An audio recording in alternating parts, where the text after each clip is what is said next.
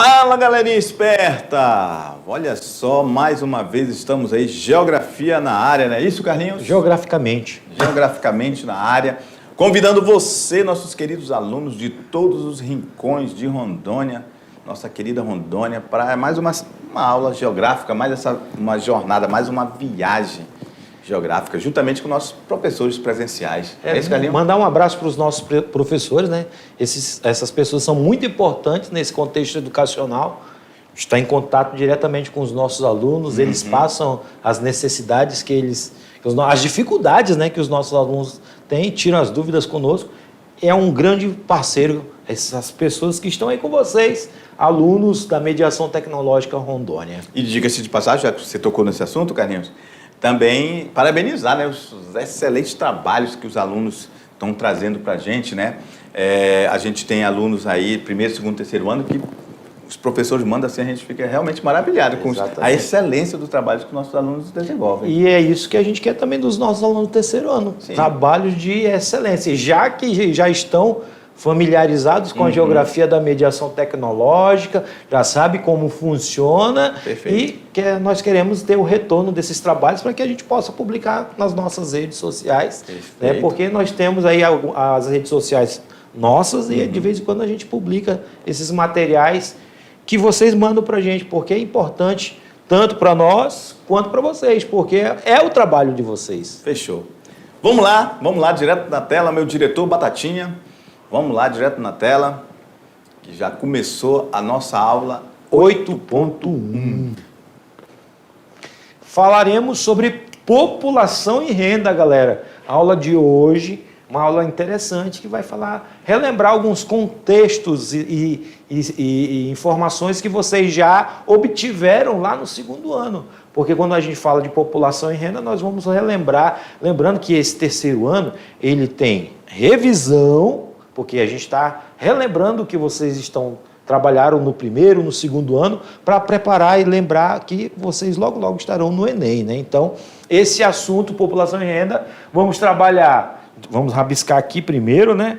Os subtemas: distribuição e renda, ou distribuição da renda, o papel do Estado, exclusão social, índice de desenvolvimento social, ok? Dentro da população e renda, primeiro, a informação: os recursos econômicos e a capacidade tecnológica e a produção de alimentos atuais nunca foram tão grandes em qualquer outra época da história, Jorginho.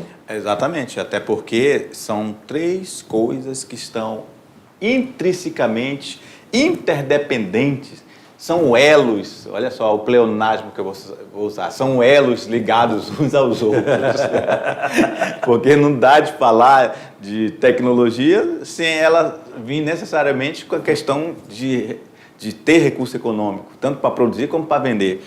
E, obviamente, essa tecnologia chega no campo e esse alimento todo são para os bilhões de seres humanos que temos no mundo. Exatamente. Então, obviamente que vai ser a maior do que qualquer outra época da história. Inclusive, um dado para o nosso aluno: o Brasil todos os anos bate recordes de produção.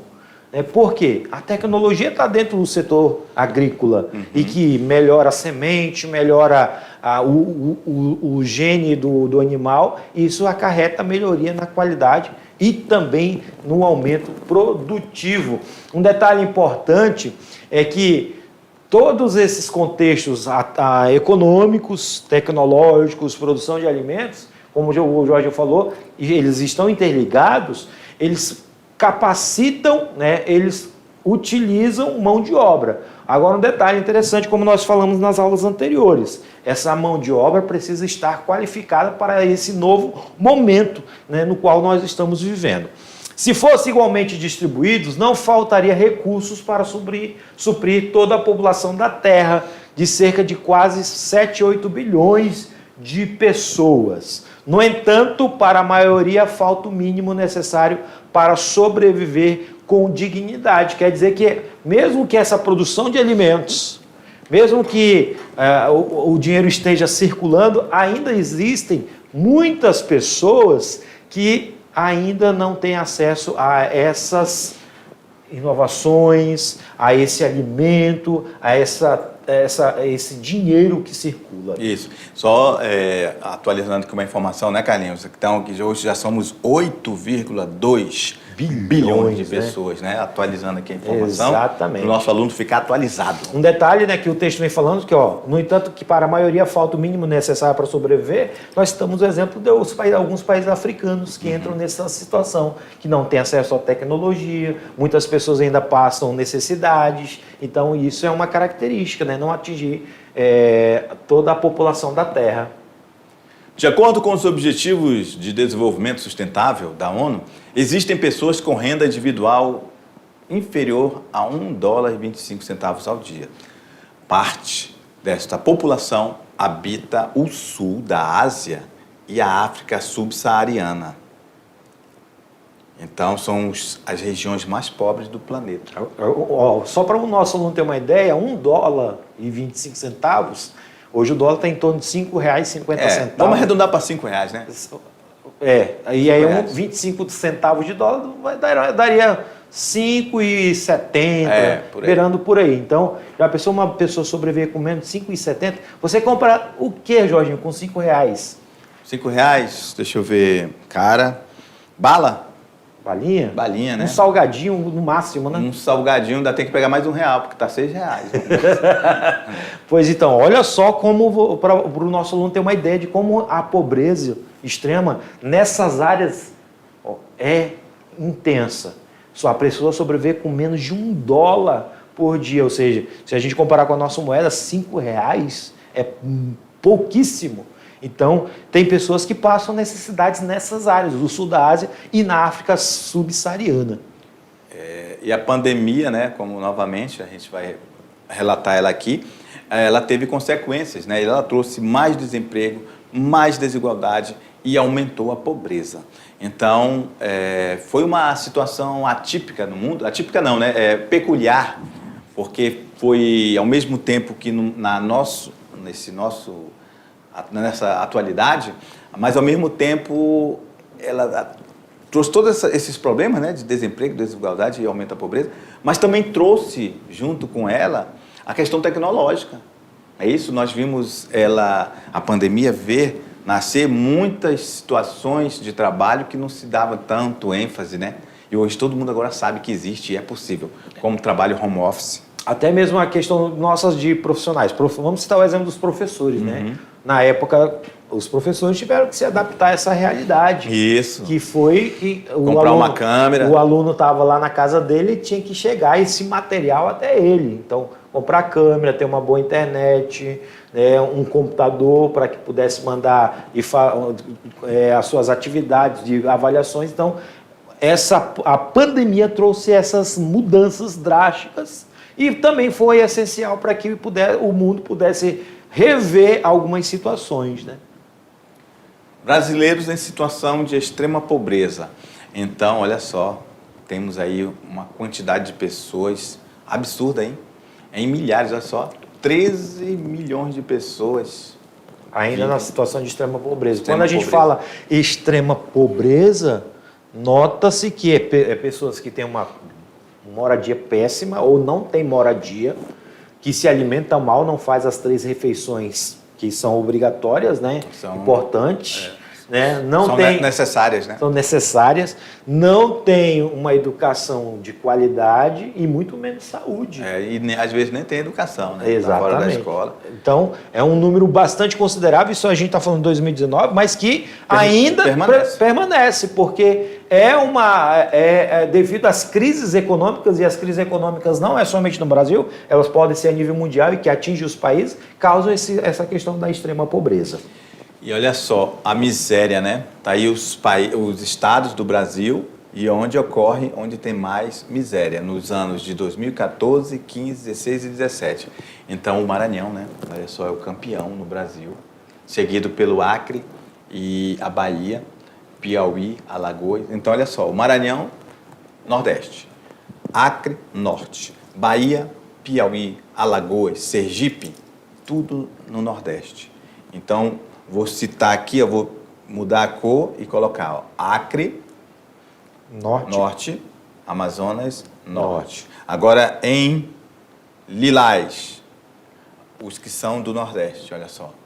Maranhão, Bahia, Piauí, Alagoas, Sergipe, Ceará.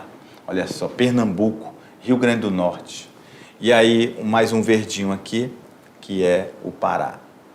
Então, podem ver que não tem estados da região Sul e Sudeste. Não é isso? Não Exatamente, até porque... Entre os campeões, estou falando. Entre os campeões, né? Então, você observa que essa extrema pobreza ou miséria é predominante em estados que apresentam uma baixa quantidade de vagas de trabalho. Então, é justamente essas situações que causam a extrema miséria. A falta de trabalho, claro, né? Mas outras situações em que incorporam ou que são inseridas nesse contexto. Por exemplo, a gente citou aqui os que estão em azul, né? Então, esses que estão aqui em azul, que são os do Nordeste, ainda tem a questão da geografia física, né? A questão de ser um semiárido, né? Então, tem a ver também com isso. Muitas pessoas que estão nessa situação vivem ali pela questão da caatinga ali, são pessoas que vivem de uma forma muito precária. Aí o aluno pergunta, professor, e Rondônia? Rondônia está aqui, eu vou até colocar de outra cor agora, vou colocar de azul clarinho, né? Olha aqui Rondônia. Coloquei verde, né? Rondônia faz parte da região norte, com certeza, mas você vê que Rondônia ela teve um índice, depois caiu e aumentou nos 2 últimos anos de 2016 e 2017 a extrema miséria. Renda domiciliar per capita. Per capita quer dizer por cabeça. Por estados do Brasil. Então, a renda per capita de pessoas que vivem numa família, numa casa, olha só, de R$800 por cabeça, olha só, como a Amazônia e o Nordeste, vou colocar de preto, Carlinhos, Amazônia, pode ver, a Amazônia... Parte dela, né? Isso, parte dela, e aqui é o Nordeste todo. A maioria vive com uma renda per capita baixa. Média de 800 reais. Isso, uma média per capita baixa. Aliás, $800, né, que transferindo isso para reais, dá em torno de 1.367, né? Agora, o interessante notar é que você observa que os estados da região sul, e aí eu vou colocar... Sul e Sudeste, né? Vou colocar aqui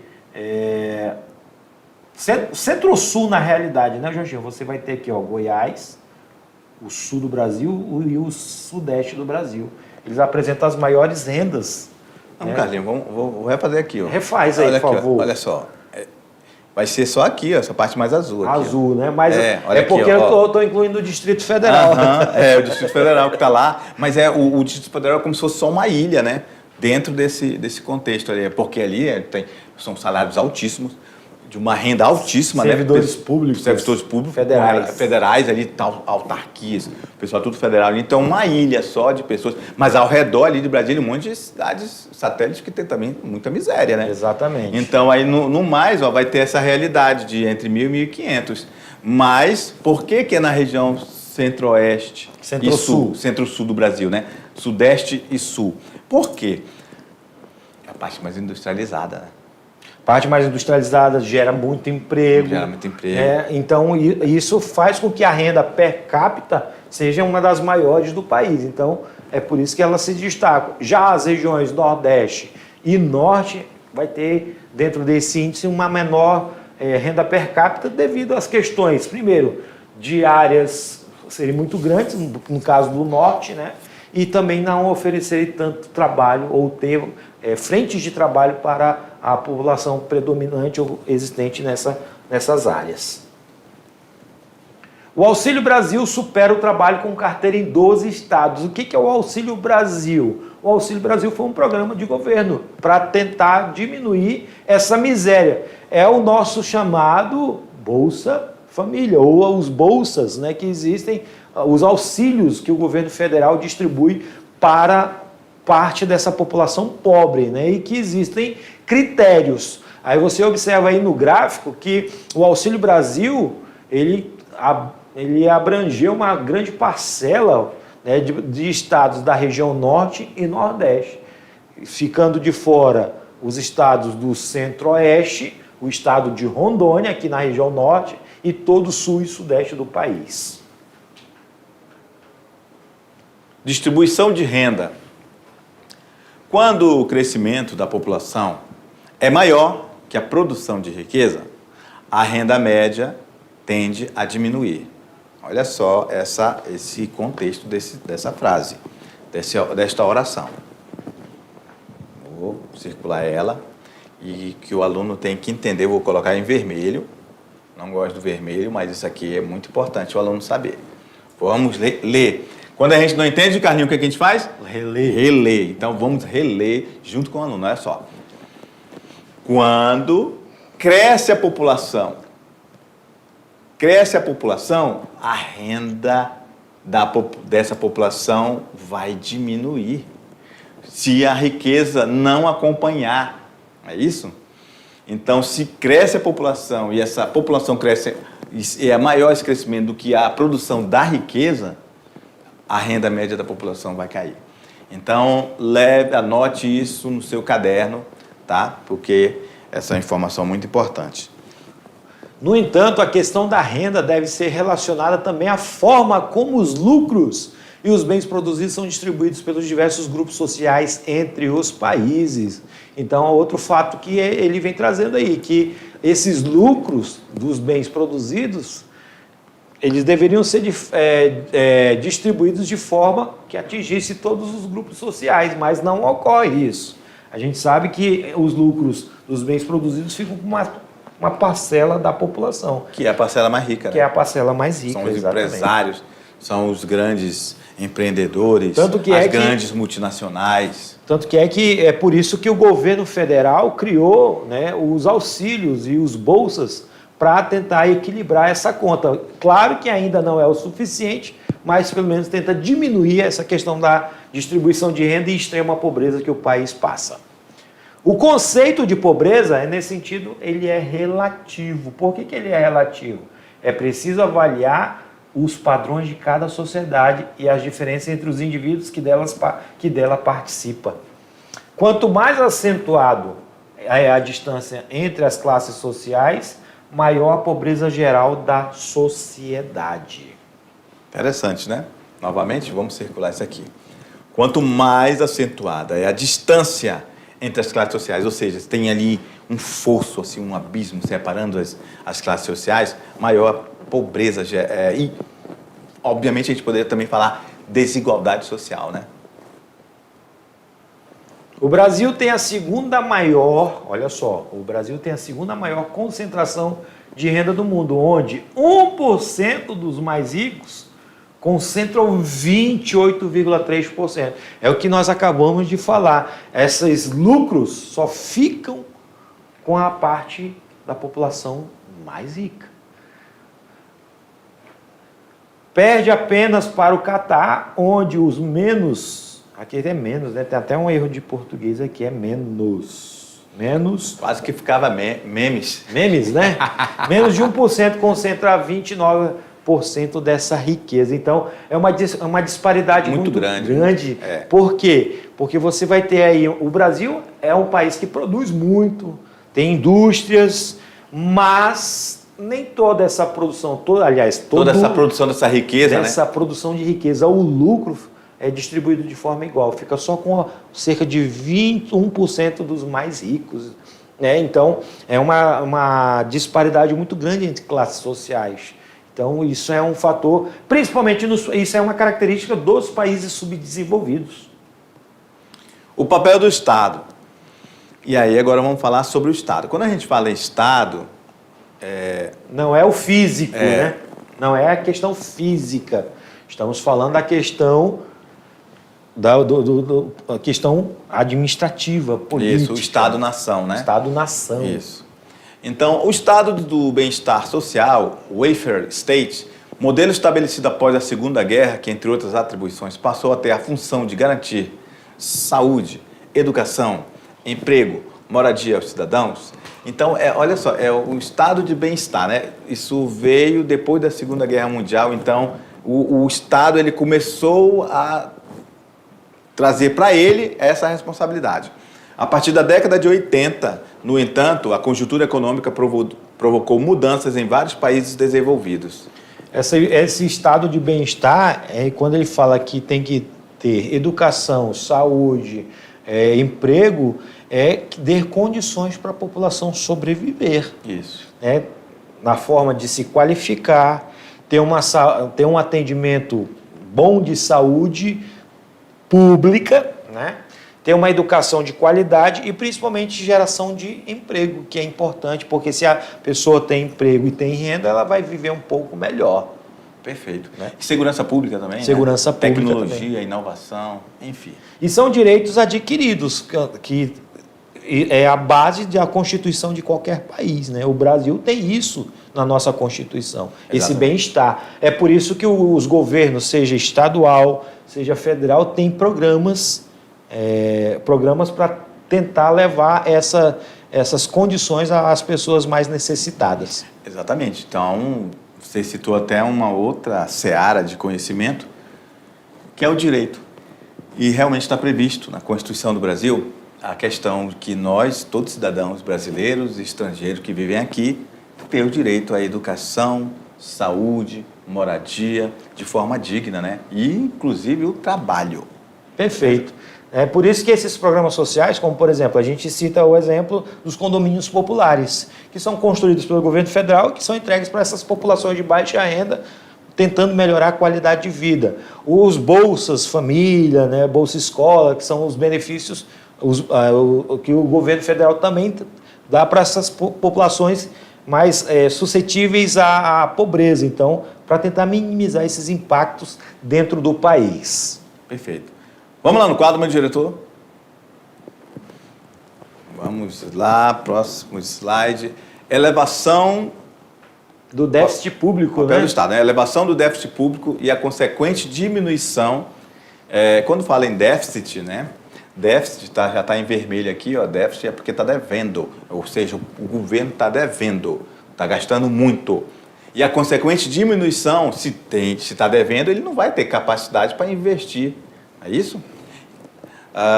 E diminuição da capacidade de investimento de seus governos, a par do desemprego estrutural, levaram a uma profunda reestruturação no papel do Estado. Quando o aluno vê essa palavra déficit público, você entende o seguinte: o governo arrecada 100 bilhões de reais, mas gasta 300, ou seja, ele está devendo 200. É isso aí.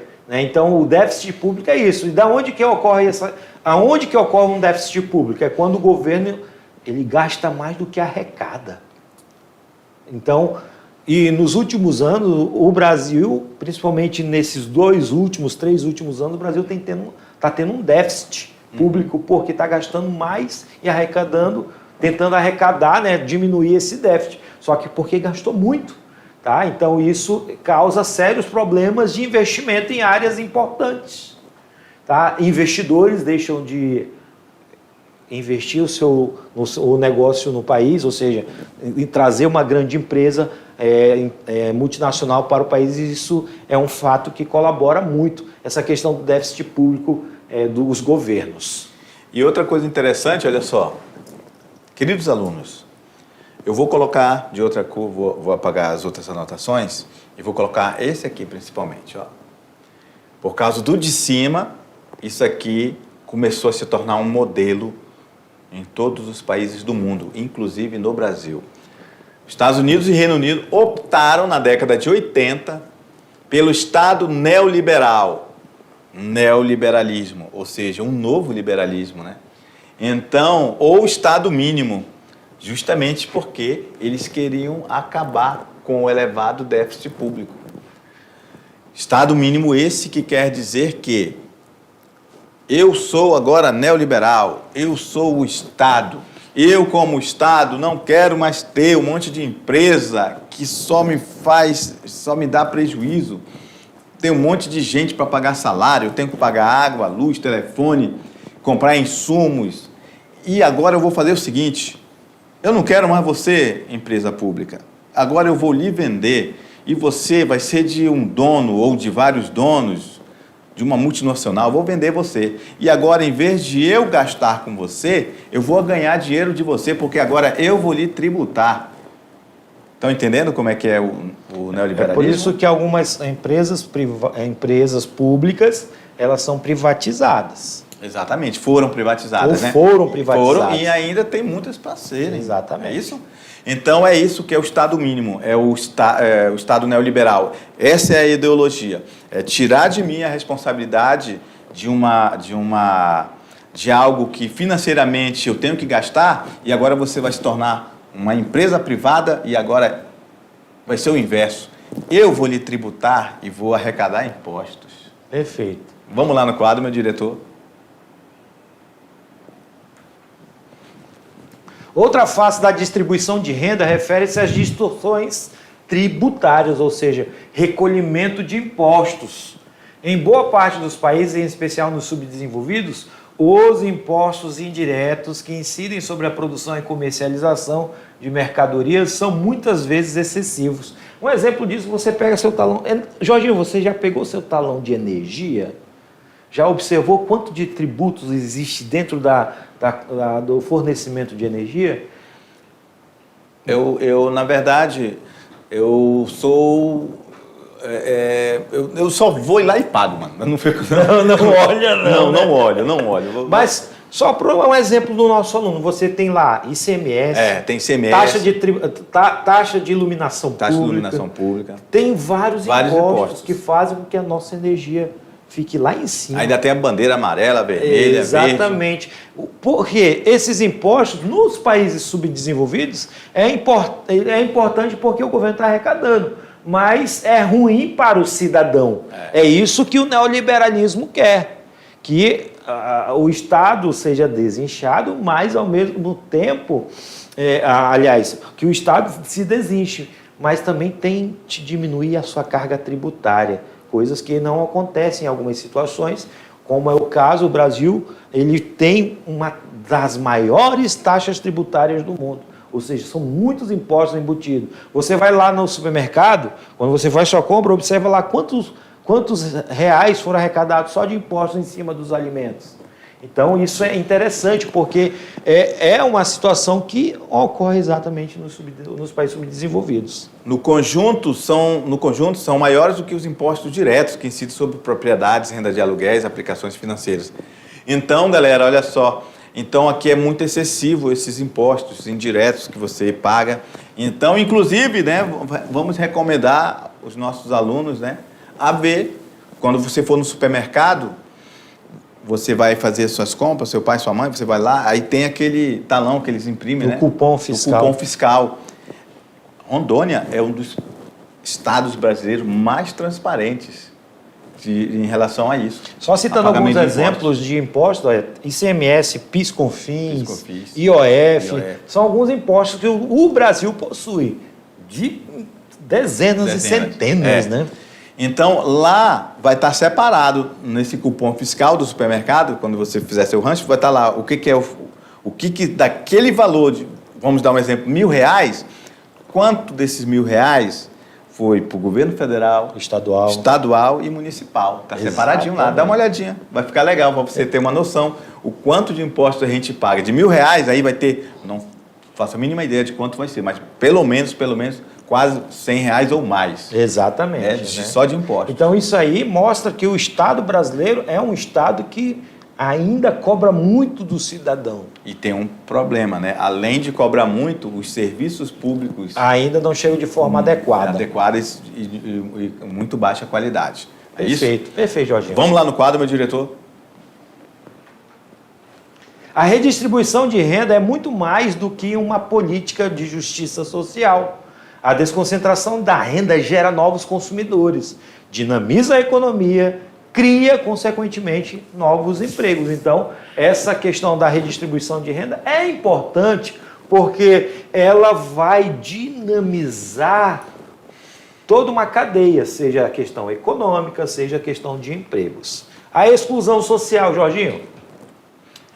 Aí é uma situação da própria globalização, né? A globalização e a revolução tecnológica não proporcionaram o que é mais importante para os países pobres, condições e mecanismos para eliminar a pobreza. Então, vamos lá, e agora a gente vai ter que aparecer para o aluno, Porque a gente sempre falou de globalização, Carlinhos. Sim. E ali a gente colocou uma frase dizendo que a globalização e a tecnologia não fez esse mundo mais justo. Realmente. Muito pelo contrário, aumentou o abismo entre países pobres e países ricos. Aumentou a diferença entre pessoas pobres, renda de pessoas mais ricas, daqueles que ganham bem menos. Aumentou o número de miseráveis. Porque, ao mesmo tempo que tem toda essa questão tecnológica, coisa bonita, A inovação, né? a inovação, a ciência, tudo isso que vem de países centrais, que são os países desenvolvidos, vai acontecer o quê? Vai aumentar essa desigualdade social e o mundo vai perceber que, embora tenhamos todo esse nível tecnológico, ele é altamente excludente socialmente. É isso? Exato. Dá um exemplo, professor. A África.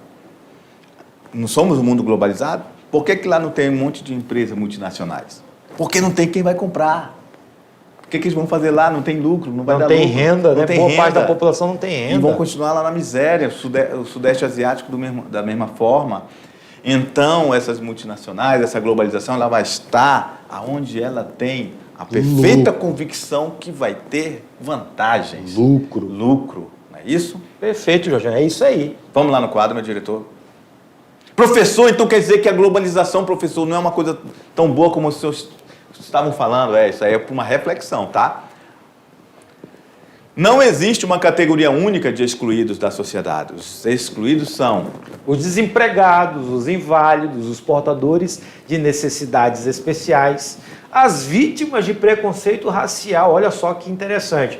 Você tem aí uma gama de situações de excluídos, ou uma gama de pessoas ou grupos que são excluídos. As mulheres, as crianças na maior parte dos países do mundo, os imigrantes, as minorias étnicas e religiosas e todos os pobres que não têm direito a uma alimentação saudável, à educação, à informação e ao trabalho. Então, isso aí são os grupos de excluídos. Agora, são grupos que você pode identificar em qualquer parte de qualquer país. Seja até mesmo país desenvolvido, você vai ter esse tipo, pelo menos um desse tipo de grupo. Né? Carlinhos, você já foi vítima de preconceito racial? Ainda não. Não? Eu já. Eu já fui. Quando eu era criança, eu estudava numa escola de burgueses e ali eu era aquele moleque do povo, entendeu? Então a galera não se misturava muito com o Jorginho, porque o Jorginho era lá do bairro. E eu morava num bairro pobre aqui, que era ali no Triângulo. Então, a galera se exclui mesmo. Então, essa exclusão, ela vem, cara, da sociedade, que vem desde o tempo que você é criança. Os filhos dos ricos já ensinam eles a serem assim. E os pobres são discriminados desde também da infância. Mas eu já vi, assim. você está falando de exclusão, né? Mas eu já vi, e se o nosso aluno procurar aí pelo YouTube, pela internet, você vai ver que existe muita a questão da exclusão de imigrantes. Principalmente em países mais desenvolvidos. Isso, né? Com certeza. Se eu for lá para a Itália, eu nem preciso abrir a boca, meu amigo. Só do jeito de eu andar, ele já sabe, isso aqui é imigrante. Um exemplo disso, vamos citar um outro exemplo, Portugal. Recentemente nós tivemos muitos brasileiros reclamando que estavam sendo excluídos e até mesmo discriminados no território português. Então, isso acontece. Né, por questões culturais, por questões econômicas, então fazem com que ocorra essas situações. E, infelizmente, nós nesse mundo que nós vivemos, existem pessoas que praticam essas situações. O coeficiente de Gini. Tá? O coeficiente de Gini ele é determinado para caracterizar o grau de desenvolvimento de um país. Quanto mais próximo, olha só, você tem aqui o verdinho escuro, deixa eu marcar aqui para o nosso aluno voltar lá, né? Vamos fazer de vermelho, você tem o verde escuro, o verde claro e o amarelo, e aí você tem o gráfico que mostra, ou o mapa mundi que mostra o coeficiente de Gini a nível mundial. Observa que o Brasil ele está entre 0,50 a 0,54, né? Então, é um coeficiente de Gini que tem a ver com a questão da desigualdade, tem a ver com a questão de pobreza. Tudo isso está relacionado. Observa que os piores índices estão onde? Aqui, ó, continente africano, aqui um pedaço da Ásia, né? Então você tem aí muitos países que estão abaixo do nível esperado, um nível de pobreza e desigualdade extrema, né? Então, lembrando que quanto mais próximo de zero, né, melhor é uma sociedade mais justa, ela é, menos pobreza, menos desigualdade social. Quanto maior... Quanto mais próximo de 1, né, mais desigualdade vai ter, mais miséria, mais desigualdade social. Perfeito. Vamos lá? O IDH, que é um assunto que vocês já estudaram, na realidade eles vêm estudando desde o ensino fundamental, Jorginho. Aí chega no ensino médio, repete um pouquinho, mas é sempre bom salientar porque o IDH, ele é importante porque ele caracteriza um país com seu grau de desenvolvimento e cria políticas públicas, né, para que melhore as condições da sua população.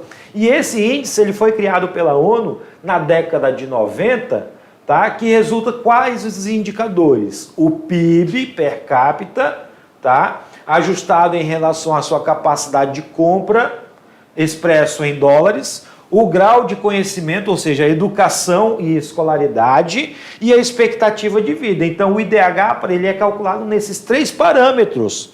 A expectativa de vida, a escolaridade ou o nível de escolaridade e a renda per capita, ou PIB per capita da população. Dentro desse índice de desenvolvimento humano, o interessante é que através desse índice que é caracterizado se o país tem um grau de desenvolvimento ou subdesenvolvimento, ou é um país em desenvolvimento. E o IDH, ele foi criado pela ONU, ele é um parâmetro para que os governos possam investir em políticas públicas. Isso aí. Só voltando aqui um pouquinho, o índice de Gini, né, como eu falei, quanto mais próximo de zero, mais uma sociedade, digamos assim, é justa. É isso?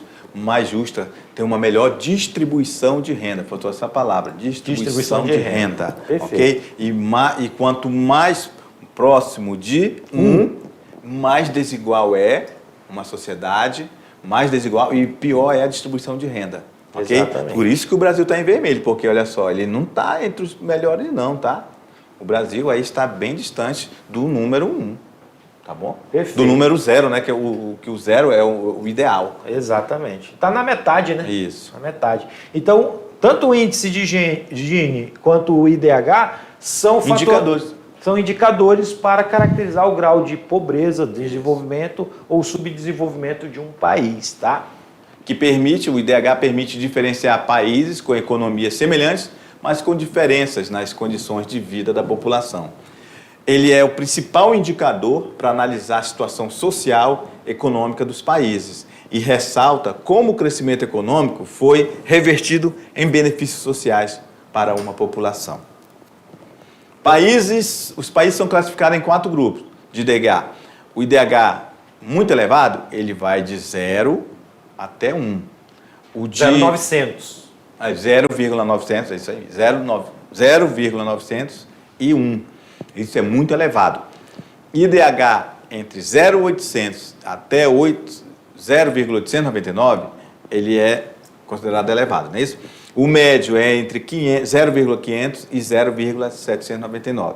E o baixo é de 0 até 0,499. Ou seja, aqui é diferente do Gini. Aí eu vou dar uma dica para o nosso aluno. Quanto mais próximo de do 1, ele vai estar entre grau elevado e muito elevado. Isso. Quanto mais próximo de do 0, ele vai estar entre baixo e médio. Isso. Então, não confundir. Porque o índice de Gini, vamos voltar lá, para o aluno não esquecer, o índice de Gini, quanto mais próximo de 0 é o adequado. A sociedade tem menos desigualdade social e melhor distribuição de renda.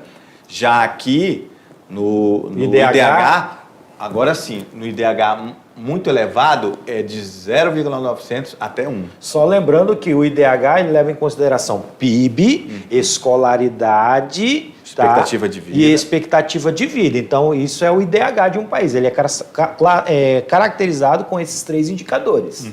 Beleza. E aí o ranking de desenvolvimento humano, os países com os melhores, os índices mais altos, olha aí, ó, Suíça, em primeiro lugar, Noruega, Suíça, Irlanda, Alemanha, Hong Kong, Austrália, Islândia, países próximos da faixa do Brasil. Olha só, então quem é que está perto da gente aí, ó? Bósnia e Herzegovina, lá na Europa, México, né, na América do Norte, Tailândia, Ásia, Granada, olha só, Colômbia, Armênia e Argélia. Então são países assim que têm um índice não tão próximo do desenvolvido, né? Mas um pouco distante também do que é considerado muito pobre. Olha só como são os países, principalmente lá da África. Burundi, Sudão, Chad, República Africana, Níger. Perfeito. Dentro das características dos IDHs da América do Sul, né, o Chile é o que apresenta o melhor IDH da América do Sul, com 0,851, seguido de Argentina, Uruguai, Peru e Colômbia. O Brasil está na posição, né, global 84 e na América do Sul a 6ª posição. A evolução do IDH no Brasil. Então, olha só como o IDH vem melhorando ao longo do tempo, né, Carlinhos? Então, a gente tem um IDH interessante, no entanto, ainda um caminho longo a percorrer. Um detalhe interessante, quando a gente está falando de IDH e que o Brasil vem tendo essa evolução, que envolve a escolaridade, é importante salientar que quando a gente fala de escolaridade, aquelas provinhas que o aluno passa, como SAEB, SAERO, são programas que são criados para justamente entrar nesse contexto da escolaridade, melhorar a qualidade e escolaridade da população. Então, até 91 a gente tinha problema seríssimo com o IDH. E ao longo do tempo a gente tem melhorado muito. E, inclusive, em lugares do Brasil a gente tem muito alto esse IDH, como a questão de São Paulo e Brasília. E Índice de Desenvolvimento Humano dos Estados do Brasil. Aí você dá uma olhada aí, bacana, nesse gráfico aí, ó. Tá, só de destaque aqui, ó, que o São Paulo e Santa Catarina são os estados que têm os maiores IDHs, né? Rondônia tem um IDH de 0,725. Beleza, galera? Era isso que nós tínhamos para vocês, galerinha. Nós voltamos no nosso resumão. Tchau!